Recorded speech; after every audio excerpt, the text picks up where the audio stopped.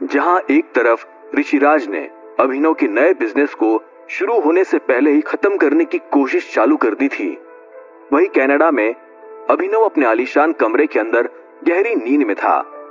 पिछले कुछ दिनों की थकान, बोर्डरूम की लड़ाई और जानलेवा हमलों के तनाव के बाद ये शायद पहली रात थी जब वो सुकून से सोया था।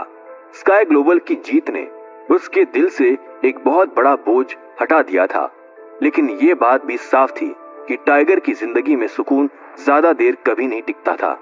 ऐसे में अचानक उसके बेड के पास रखी साइड टेबल पर पड़े फोन में रिंग बजने लगी। अभिनव ने नींद में ही हड़बड़ाते हुए हाथ बढ़ाया और बिना स्क्रीन को देखे ही कॉल उठा लिया। हेलो, अभिनव ने नींद से भरी आवाज में कहा। उसे अपनी आंखें खोलने में अब भी मुश्किल हो रही थी। हालांकि तभी उसे दूसरी तरफ से एक जानी पहचानी आवाज सुनाई दी। अभी तक उठे नहीं हो गया टाइगर? या इटली में तो तुम्हारी जीत का जश्न मनाया जा रहा है। अभिनव को समझते देर नहीं लगी कि ये मैक्स पठान की आवाज थी। उसकी आवाज सुनते ही अभिनव की नींद एक झटके में उड़ गई। वो तुरंत बेड पर सीधा होकर बैठ गया और बोला, मैक्स, इतनी सुबह तुम्हारा फोन? अभिनव इस बात को लेकर कंफ्यूज था कि मैक्स ने उसे इतनी सुबह सुबह फोन क्यों किया था। ऐसे में मैक्स हंसते हुए बोला, तुम्हारे लिए सुबह होगी टाइगर, मेरे लिए तो ये एक शानदार शाम है। और ये शाम और भी शानदार हो गई है जब मैंने तुम्हें ये खबर देने के लिए फोन किया है। कॉन्ग्रेचुलेशंस, तुम्हारी इटालियन शू कंपनी के सारे स्टॉक्स बिक गए हैं। मैंने कहा था ना, तुम्हारे स्टॉक्स को लोग एक ही झटके में खरीद लेंगे। मार्केट में तो जैसे लूट मच गई थी। हर कोई इटालियन शू कंपनी का एक हिस्सा बनना चाहता था। उन्हें पता था कि इस कंपनी पर भी टाइगर अपनी छाप छोड़कर गया है। मैक्स की बात सुनते ही अभिनव के चेहरे पर एक बड़ी सी आत्मविश्वास से भरी मुस्कान तैर गई। यह उसके स्काई ग्लोबल वाले प्लान का पहला और सबसे जरूरी हिस्सा था, जो कि अब बहुत आराम से सफल भी हो चुका था। इतने में अभिनव ने अचानक पूछा, और पैसा?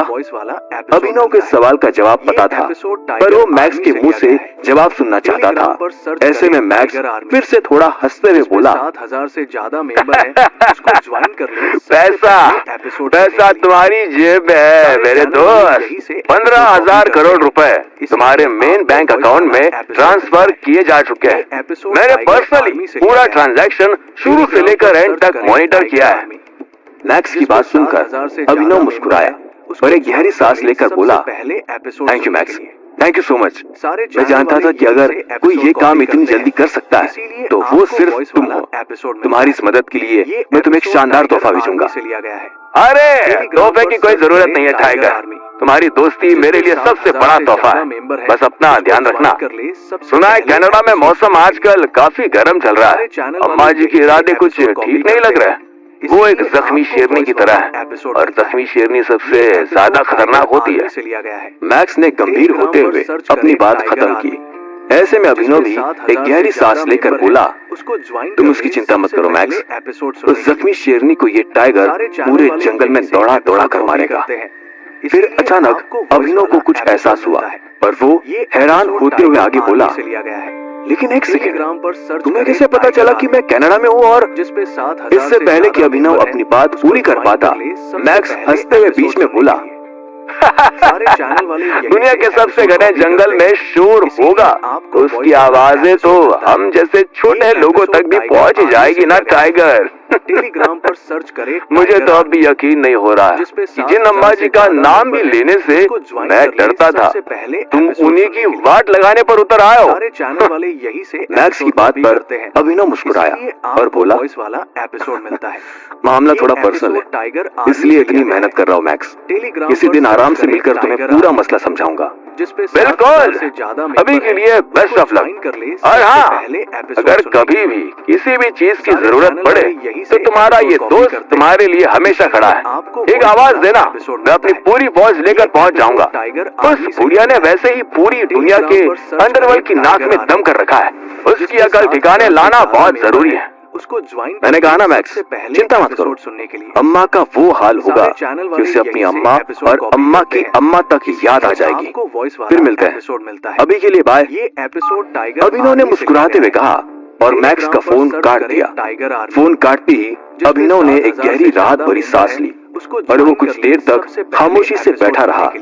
अब उसके हाथ में न सिर्फ एक नई कंपनी थी, बल्कि उस कंपनी को चलाने के लिए एक भारी भरकम खजाना भी था।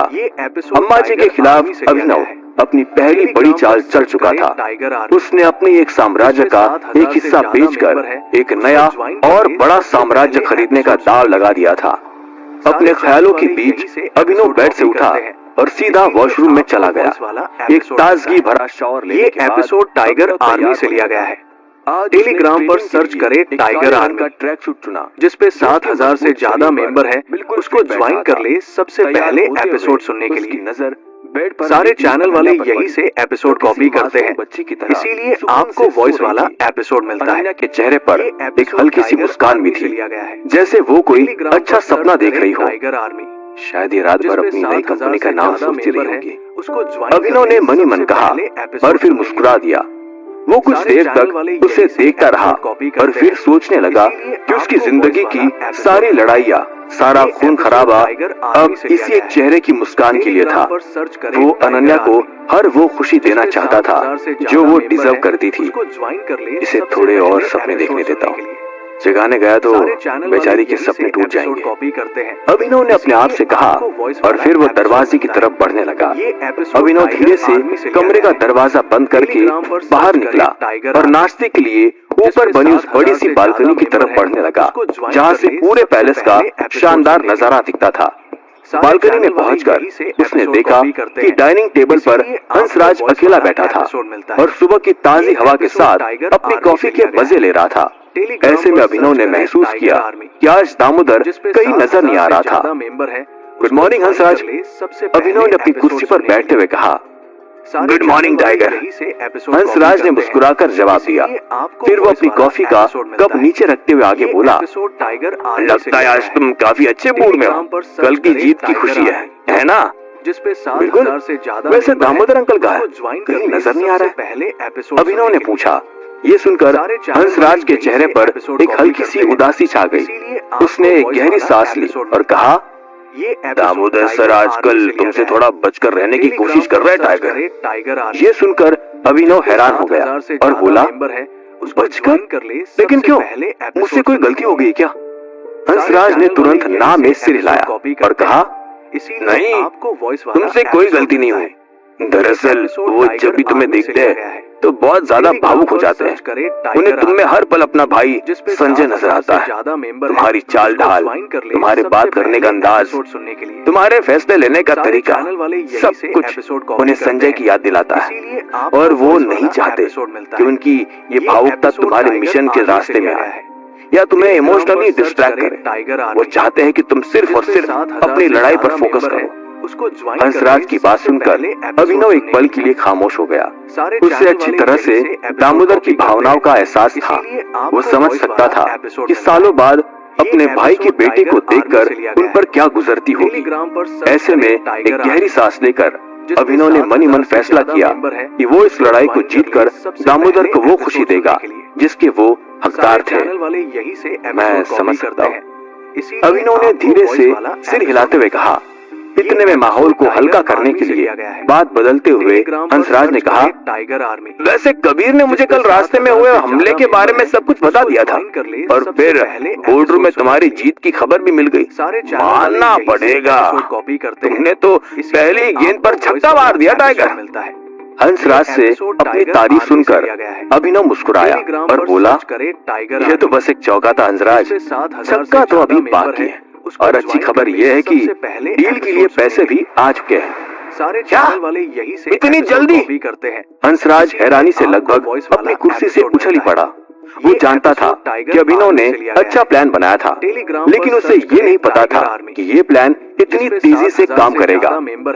हाँ, अभिनव ने कहा और फिर हाँ में सिर हिलाते हुए आगे बोला, 15,000 करोड़ रुपए, जिनमें से 12,000 करोड़ स्काई ग्लोबल में लगेंगे और बचे हुए 3,000 करोड़ हम प्रोजेक्ट के लिए रॉ मटेरियल खरीदने में इस्तेमाल करेंगे। कागजी काम आज से ही शुरू हो जाएगा। हंसराज अब भी अभिनव को हैरानी से घूर रहा था। उसे अपनी आंखों और कानों पर विश्वास नहीं हो रहा था।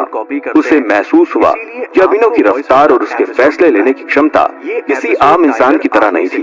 वो सिर्फ शारीरिक रूप से नहीं बल्कि दिमागी रूप से भी किसी टाइगर की तरह तेज था।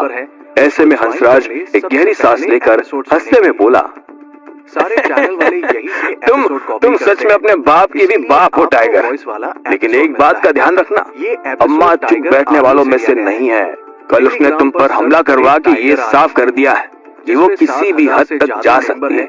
अब वो जरूर कोई पलटवार करेगी। हंसराज की बात पर अभिनव अपनी प्लेट में ब्रेकफास्ट परोसते हुए बोला, इसीलिए करने दीजिए, जब तक कबीर मेरे साथ है मुझे अम्मा के कुत्तों से डर नहीं है। मैं हर हमले का जवाब देने के लिए तैयार हूँ। हंसराज भी अभिनव की बात पर हाँ में सिर हिलाते हुए बोला, मुझे भी तुम्हारी ताकत पर कोई शक नहीं है, लेकिन मेरा डर यह है कि अम्मा अब शायद तुम पर सीधे हमला नहीं करेगी। वो तुम्हारे बिजनेस को निशाना बनाएगी। वो तुम्हें ऐसी चोट देगी जो शायद बाहर से दिखाई ना दे, लेकिन अंदर से तुम्हें खोखला कर देगी। वो तुम्हें मारने की नहीं बल्कि तोड़ने की कोशिश करेगी टाइगर। और ऐसी लड़ाई हमेशा ज्यादा खतरनाक होती है। पूरी दुनिया ऐसे ही नहीं अम्मा की छड़ी के वार से कांपती है। हंसराज की इस बात ने अभिनव को भी एक पल के लिए सोचने पर मजबूर कर दिया था। वो जानता था कि हंसराज सही कह रहा था। फिजिकल लड़ाई लड़ना आसान था, लेकिन दिमागी और रणनीतिक लड़ाई ज्यादा थका देने वाली और खतरनाक होती है। वो अभी इस बारे में सोच ही रहा था कि इतने में कबीर वहां आ पहुंचा। उसने एक सैनिक की तरह अभिनव को सलाम किया और फिर कहा, बॉस, ब्रेकफास्ट से पहले हमें ट्रेनिंग के लिए जाना चाहिए। ब्रेकफास्ट का ज्यादा फायदा तब होगा जब आप ट्रेनिंग के बाद थक जाओगे। कबीर की बात पर अभिनव एक पल के लिए सोचने लगा और फिर उसने तुरंत हाँ में सिर हिला दिया। वो अब एक पल के लिए भी रुकना नहीं चाहता था। वो जानता था कि आने वाली लड़ाई के लिए उसे खुद को और भी ज्यादा मजबूत बनाना होगा। ऐसे में अभिनव ने अपने नाश्ते की प्लेट दूसरी प्लेट से रखी और वो अपनी कुर्सी से उठकर कबीर के साथ हवेली के पीछे बने उस बड़े से मैदान की तरफ चल दिया। वो मैदान कबीर ने खास तौर पर अभिनव की ट्रेनिंग के लिए तैयार करवाया था।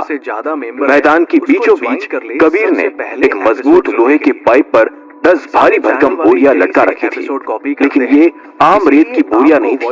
ये सख्त पकी हुई मिट्टी की बोरियां थी जो पत्थर की तरह मजबूत लग रही थी। अभिनव ने उन्हें देखकर हैरानी से पूछा, ये क्या है कबीर? ये आपका पहला टेस्ट है बॉस।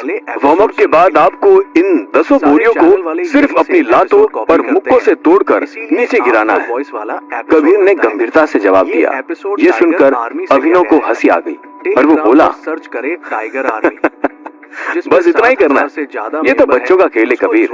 खैर, तुम्हारी मेहनत बेकार नहीं जानी चाहिए, इसलिए मैं रेडी हूँ। अभिनव ने तुरंत एक चक्कर दौड़कर वार्म अप किया और फिर पहली बोरी के सामने जाकर खड़ा हो गया। उसने एक गहरी सांस ली और अपनी पूरी ताकत से एक घूमती हुई लात उस बोरी पर दे मारी। ऐसे में एक जोरदार आवाज के साथ पहली बोरी टूटकर नीचे गिर गई। देखा, अभिनव ने मुस्कुराते हुए कहा। कबीर ने अभिनव की बात पर ना कुछ कहा ना अपने हाव भाव से कुछ जताया। वो बस उसे गौर से देखे जा रहा था। ऐसे में अभिनव पलटा और फिर दूसरी, तीसरी, चौथी बोरी की तरफ बढ़ने लगा। वो किसी तूफान की तरह उन बोरियों पर टूट पड़ा था। उसके मुक्के और लाते हवा में तेजी से चल रहे थे। उसके हर एक वार के साथ एक बोरी टूटकर नीचे गिर रही थी। लात और मुक्कों की दबी आवाजें उस शांत मैदान में गूंज रही थी।